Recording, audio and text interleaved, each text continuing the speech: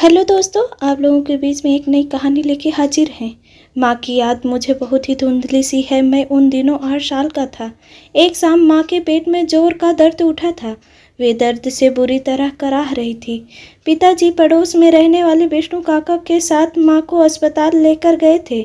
अगली सुबह मेरी आँख खुली तो घर में बहुत से लोग जमा थे। आदमी लोग भले ही पिताजी के पास चुपचाप बैठे थे, लेकिन औरतें दादी के गले लगकर खूब रो रही थीं। मैं उस भीड़ में अपनी माँ को ढूंढ रहा था, लेकिन वे कहीं दिखाई नहीं दे रही थी। सबको इस तरह रोता देखकर मैं भी रोने लगा।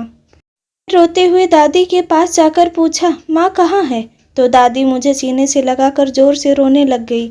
मेरी समझ में कुछ नहीं आ रहा था। अपने सवाल का जवाब ना पाकर जब मैं पिताजी से पूछने बाहर आंगन में गया तो उन्होंने भी बिना कुछ बोले मुझे बाहों में भरकर सीने से लगा लिया। मेरे कुछ कहने से पहले ही विष्णु काका के इशारे पर उनका बेटा दिनेश मुझे उठाकर अपने घर ले गया। वहीं उसने मुझे नाश्ता करवाया और कई घंटे तक बैठाए रखा।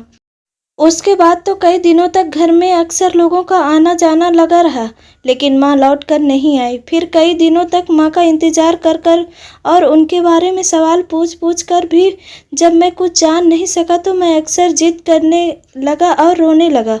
तब एक दिन दादी ने समझाते हुए बताया कि मेरी माँ अब कभी वापस नहीं आएंगी।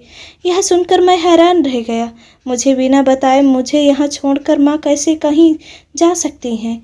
मेरे इस प्रश्न के उत्तर में दादी हर रोज एक नई कहानी सुना देती। हर रोज उनकी कही नई बात, नई कहानी से मुझे यकीन हो चला था कि माँ अब लौट कर आने वाली नहीं।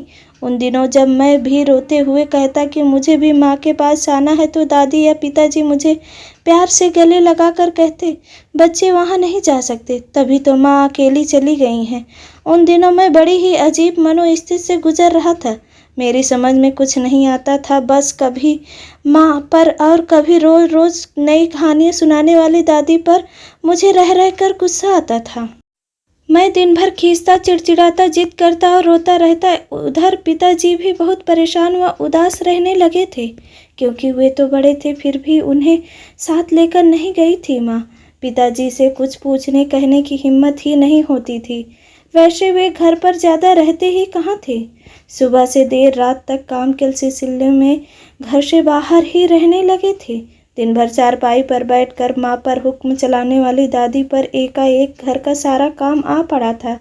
दादी को वैसे भी जोड़ों के दर्द के कारण उठने बैठने में बहुत परेशानी होती थी। ऐसे में विष्णु काका की छोटी बहन गीता दादी की मदद को आ जाया करती थी। धीरे धीरे वह मेरे भी सारे काम करने लगी थी। मुझे स्कूल से लाना, खाना खिलाना, मेरा होमवर्क करवाना वगैरह वगैरह। उन्हीं दिनों उसने बीए की परीक्षा दी थी। वह मुझसे इतनी बड़ी थी, फिर भी मैं उसे गीता ही पुकारता था, क्योंकि दादी उसे गीता बुलाती थी। किसी से कोई रिश्ता जोड़ने की मेरी तब उम्र ही नहीं थी। दादी अक्सर मुझे टोकती, पर दादी की उन दिनों सुनता ही कहाँ था। हाँ, गीता जरूर मेरी बात सुनकर हंस दिया करती थी। धीरे धीरे गीता ने घर का लगभग सारा काम ही संभाल लिया था, क्योंकि दादी के जोड़ों के दर्द ने उन्हें चारपाई पकड़वा दी थी। मैं तब क्या जानता था कि मेरे ही घर में क्या चल रहा है, नियति मेरे साथ क्या खेल खेल रही है। दशहरे की छुट्टियां थी। मैं अपने मामा के घर गया हुआ था। छुट्टी में से मैं अक्सर माँ के साथ उनके घर जाया करता था। उस बार मामा स्वयं मुझे लेने आए थे। 4 दिनों बाद पिताजी के साथ जब मैं घर लौटा तो देखा कि गीता घर में सुंदर गोटे किनारी वाला सूट और ढेर सारे गहने पहने, बालों का जूड़ा बनाए आंगन में दादी के पास बैठी उनके पैरों की मालिश कर रही थी। गीता उन सब चीज़ों में बहुत सुंदर लग रही थी। मैंने शरारत से मुस्कुराते हुए उसके पास जाकर पूछा, गीता, क्या तुम्हारी शादी हो गई? तभी दादी ने मुझे प्यार से अपने पास खींचते हुए कहा, गीता नहीं, माँ कहा। अब यह गीता नहीं, तेरी माँ है। अब यह यहीं रहेगी, तेरी देखभाल के लिए। इतना सुनते ही मुझे जैसे बिजली का करंट सा लगा। पिताजी ने रास्ते भर मुझे कुछ नहीं बताया था। मैं अपने जीवन में आए इस परिवर्तन को पचा नहीं पा रहा था। आंखों में आंसू लिए घर के अंदर भागा तो वहीं दीवार पर माँ की तस्वीर की जगह पिताजी और गीता जी की मुस्कुराती हुई तस्वीर टंगी थी। अब मेरे पास किसी से कुछ पूछने को बचा ही क्या था। मैं समझ गया था कि इन तीनों ने मिलकर मुझे घर से दूर भेजकर यह खेल खेला है। मेरी रुलाई फूट पड़ी, गाल आंसुओं से भीग गया। मैं घर से भागा और भागता चला गया। मुझे कुछ सूझ ही नहीं रहा था। आखिर हार कर पेड़ के नीचे बैठ घुटनों के सिर देकर रोने लगा और देर तक रोता बैठा रहा। जल्दी ही पिताजी मुझे ढूंढते हुए वहां आ गए थे। वे चेहरे से बहुत दुखी लग रहे थे। मैं चुपचाप उठकर उनके साथ चल दिया। मेरे पास और कोई रास्ता भी तो नहीं था। उनके साथ न जाता तो उस उम्र में अकेला कहाँ जाता। मैं घर तो आ गया, लेकिन अब मेरे जीवन में परिवर्तनों का सिलसिला शुरू हो गया था। हर रोज कुछ बदल रहा था। माँ के बाद पिताजी के साथ सोने वाला मैं अब दादी के साथ सुलाए जाने लगा था। दादी के पास मुझे नींद नहीं आती थी। अगर कभी जिद करके पिताजी के पास सो भी जाता तो सुबह उठता दादी के पास ही कमरे में था।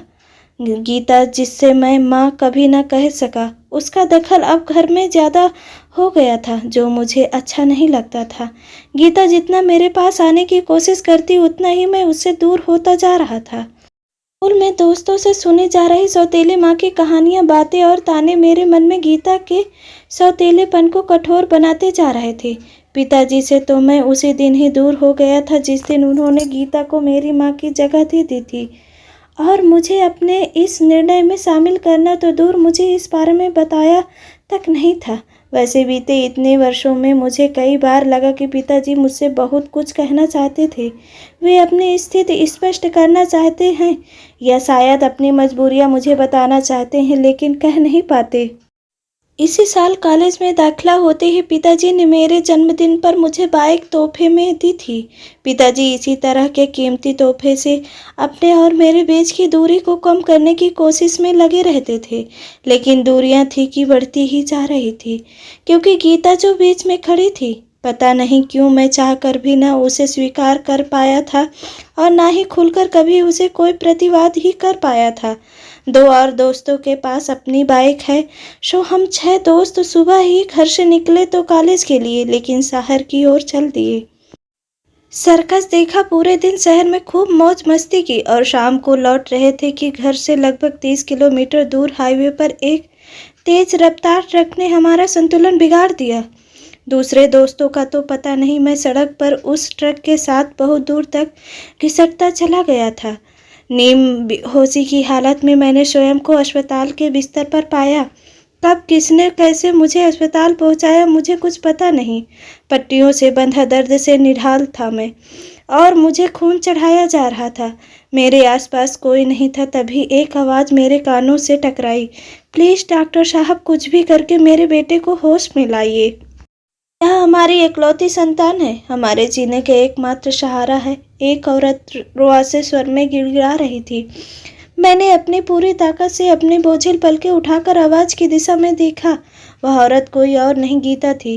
मुझे अपनी आंखों पर विश्वास नहीं हो रहा था। इतनी बेबस, परेशान, दुखी और आंसू बहाती और डॉक्टर के आगे हाथ जोड़कर गिड़गिड़ाती गीता का यह रूप मुझसे देखा नहीं गया।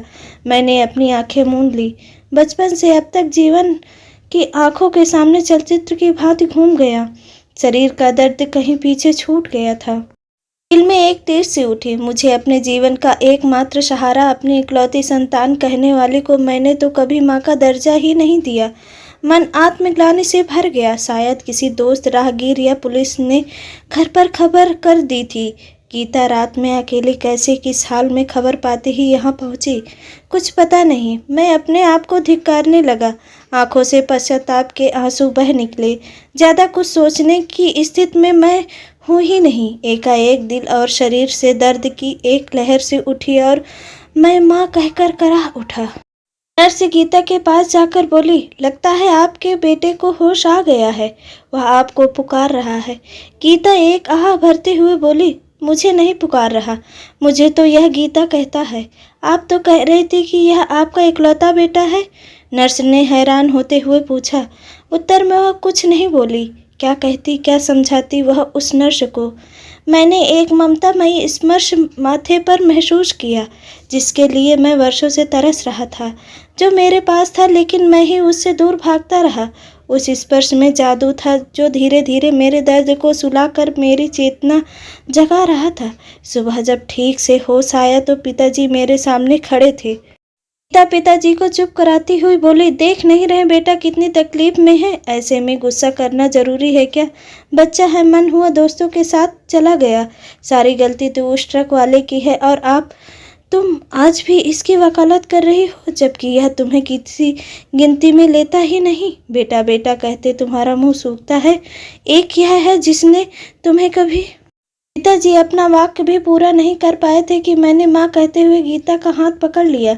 मेरी आंखों में पश्चाताप के आंसू थे। माँ और पिताजी की आंखें भी नम हो आई। मैं आगे कुछ बोल ही नहीं पाया, मेरे आंसू सब कुछ कह गए थे। पिताजी फौरन बाहर चले गए। शायद अपनी आंखों में आए खुशी के आंसू को वे किसी को दिखाना नहीं चाहते थे। गीता ने मेरे आंसू पोंछते हुए मेरा माथा चूम लिया।